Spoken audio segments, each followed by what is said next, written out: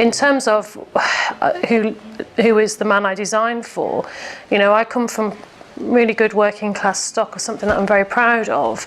And to me, it's always that same chap, really, somebody who's always thriving to do well, to, you know, to better themselves. I always want you to be near me. I mean, I always harp on about Wuthering Heights and Heathcliff, this street urchin who did good. And although he's not my muse, he is somebody that I'm totally in awe of.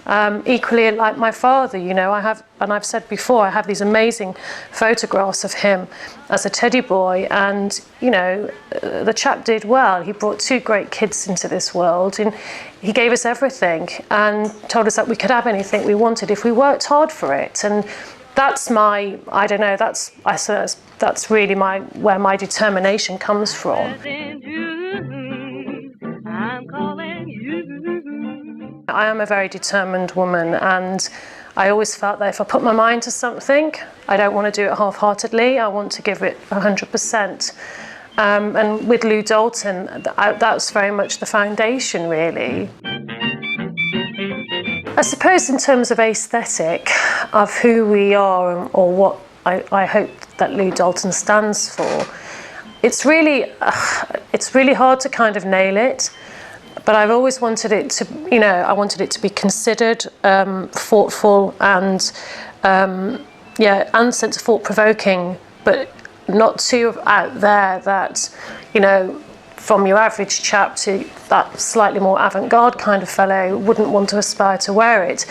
I've always liked this kind of old money feel, I suppose, in a way. If you look at the way that Hockney kind of dresses now, you know, like, and even Alan Bennett, if you like, those kind of chaps where they'll wear a beautiful, like, jacket from Savile Row, but it would be so lived in, and, you know, you probably wouldn't even know who those boys were if they were passing you on the street.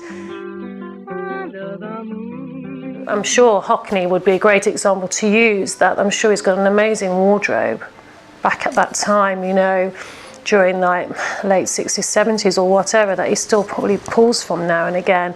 And I'm not saying, well, I'm hoping that one day that we would be at that level, that some chap would just pull that jacket out and wear it still, because it still feels right.